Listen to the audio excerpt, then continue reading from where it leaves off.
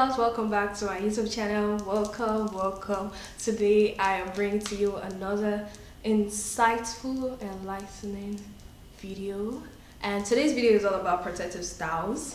So yeah, I do talk about protective styles a lot, if you've noticed in like most of my videos, especially when it comes to hair growth videos, because protective styles are actually the key to hair growth. I think I've like mentioned that before. I actually have already made like some short videos, reels on Instagram, on TikTok about protective styles, but I still feel like there's a lot more that goes into protective styles, and like I should make like a whole YouTube video going more in depth on the protective styles. So that's what this video is all about. So I know you do not want to miss out on any information I'll be sharing here, so make sure you stay tuned to the very end of this video, because that's what we're here for.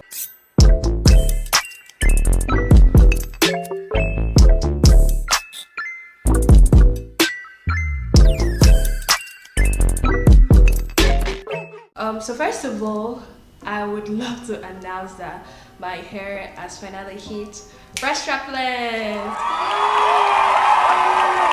You guys want to, learn how to grow your hair, learn things I've been doing to grow my hair, and things you also should do to grow your hair. Subscribe. It's literally that easy. Like all you need to do is subscribe, and check my old videos. There are also some informative videos on hair growth, so you can definitely check that. So protective styles are simply any hairstyles. From the name, they are protective. They're hairstyles that protect our hair from damage, especially breakage. Now, emphasis on the word breakage. So literally any hairstyle at all that prevents or protects your hair from breakage is a protective hairstyle.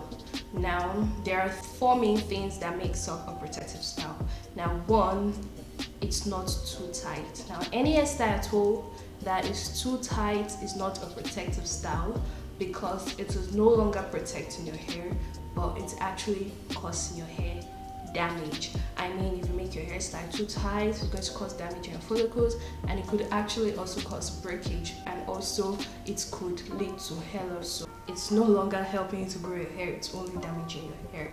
Now, if you feel pain after your hair is being made, like you can still feel pain, it's too tight. Like, pain is a bad sign to your hair. It's like your follicles are crying out for help. That's the sign it's giving to your hair. So when you're going to hairstylists or whatever, tell them not to make your hairstyle too tight, or if they make one and it's already too tight, you can tell them that it's too tight or something like that you get. So just try to avoid hairstyles that are too tight. It would also help in the volume of your hair. If you're making hairstyles that are too tight, your hair is literally going to start pulling out from the roots, like it's going to start coming out from the roots, and in that way you're losing some hairs, which in turn would reduce the volume of your hair or make your hair look scantier or sparser.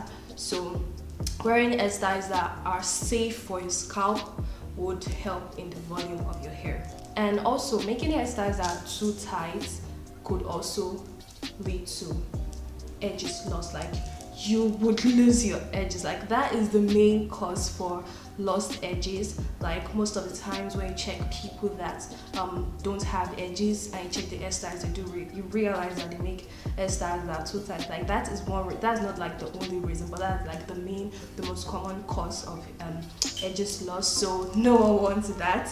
So yeah, make sure your hairstyles are not too tight. Just make sure your hairstyles are not too tight. They are not protected. Once your hairstyle is too tight, it's out of it. It is not a protective style anymore. Now, the second thing that determines a protective style is the weight of the hair.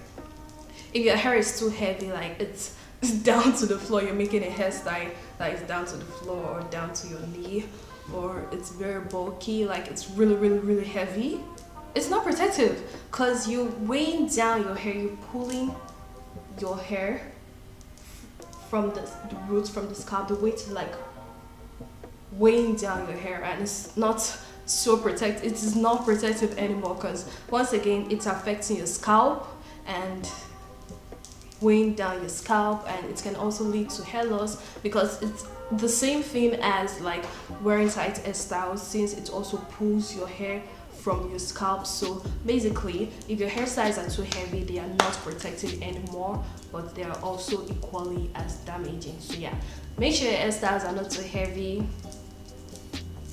You get. Now the third thing is that it must not be too tiny.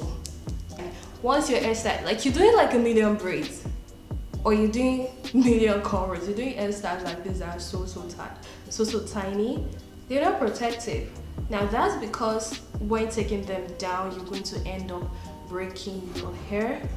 And the whole point of wearing protective styles are to keep your hair from breaking. So there's no way you can take down hairstyles that are so tiny like this and expect it not to break. It is definitely going to break, and once it breaks, it's no longer protects your hair. It's not protecting your hair, so it is no longer a protective style anymore.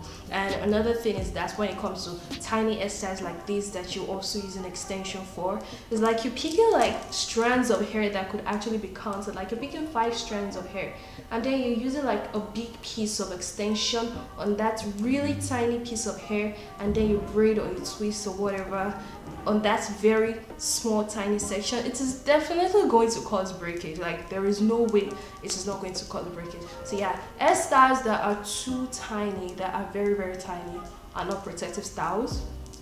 They are not. They are only going to cause breakage at the end. Now the fourth thing, which is like the most important thing when it comes to wearing protective style, is that they must keep the ends of your hair tucked in. Now this is very important. Now any hairstyle at all, if the ends of your hair are out, if the ends of your hair are exposed, the ends of your hair are touching your shoulders, they're rubbing against different things, it's not protective. Now here's why. As I said, a protective hairstyle is to protect your hair from breakage, right? Yes. So now, breakage happens at the ends of your hair. If the ends of your hair are left exposed, they're rubbing against your shoulders, they're rubbing against, your pillowcase, they're rubbing against different stuff, or they are just out, the ends of your hair are going to get weakened. And once they get weakened, they're going to break. That is exactly why you must keep the ends of your hair tucked in. And that is like what makes a protective style. Now, I've seen people a lot who say twists are protective styles, braids are protective styles, I mean without extension. I don't believe in this. They are not protective enough. Yes, they can help you retain length, but you're going to notice like there is no way the ends of your hair are not going to get weak fast and are not going to break fast. Now, I'm also speaking from experience, because there was a time when I first started my natural journey. I used to wear twists, like I was wearing only twist, and I would dig it down. It was always rubbing against my shoulders, rubbing against the pillowcase, the chair, couch, wherever I was. And then I would notice not so long after the ends of my hair was so weak, then I didn't even know so much about trimming the ends of your hair when they are weak and all of that. But they didn't protect my hair. They actually caused split ends. So hairstyles that keep the ends of your hair exposed are not protective styles. Now, don't get me wrong, you can still wear twists, you can still wear braids, but just make sure the ends of your hair are tucked in. Now, this is an example. I put the ends of my hair in the beads. So the ends of my hair are actually at this point in the bead and not down here. So the ends of my hair are safe in the beads. So this is an example of a protective hairstyle that I'm wearing right now, and it's cute. It is not heavy, it is not tight, it is not tiny, and also it keeps the ends of my hair tucked in. Now that's what makes a protective style. Now you can decide to use bobbing pins, or to use a scrunchie or a hairband or anything to pack your twist or your braids, just to make sure that the ends are tucked in. Now that is what will make that hairstyle a protective style. So all you simply need to do, check out your hairstyle, like the next hairstyle you're planning to do. Is it tiny? Is it heavy? Is it tight? Is the ends of your hair exposed? If any of these are there, it is not a protective hairstyle.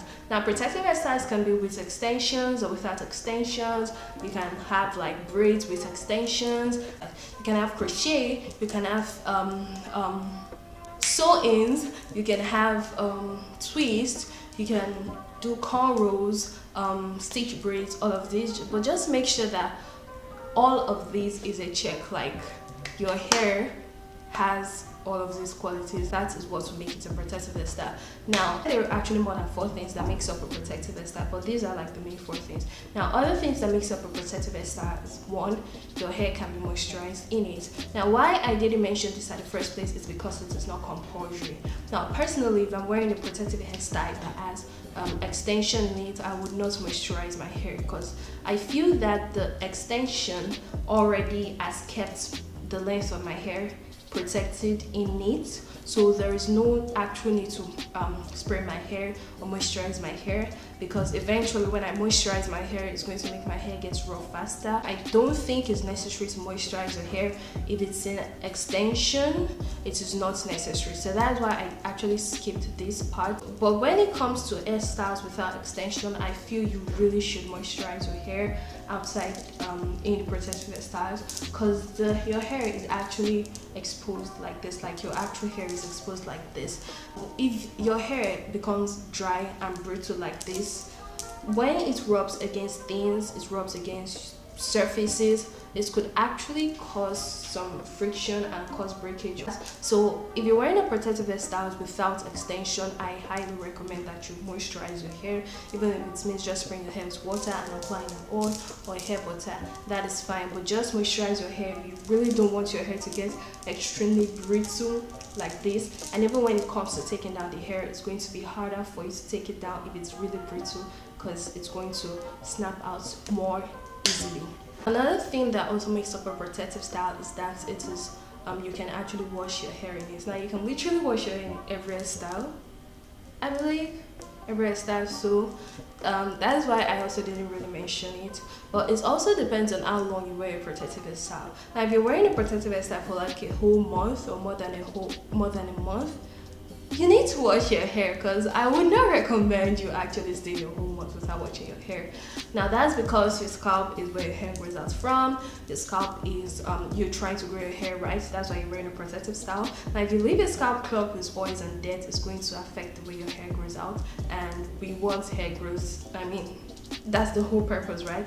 So when you wash your scalp, you're focusing mostly on your scalp in this aspect, you actually will be able to like get rid of all those dirt and actually help promote hair growth. So yes, so I really hope this video has actually opened your mind to the world of protective styles and helped you understand all what protective styles are all about. As I said in the beginning, it was going to be informative, and I also have more videos like these that can also help you in your hair growth journey.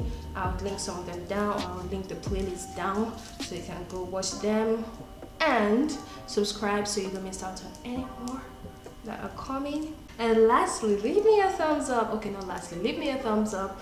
That's like this video. Drop a comment about what you think, and check out my social medias for more, and I'll see you in my next video.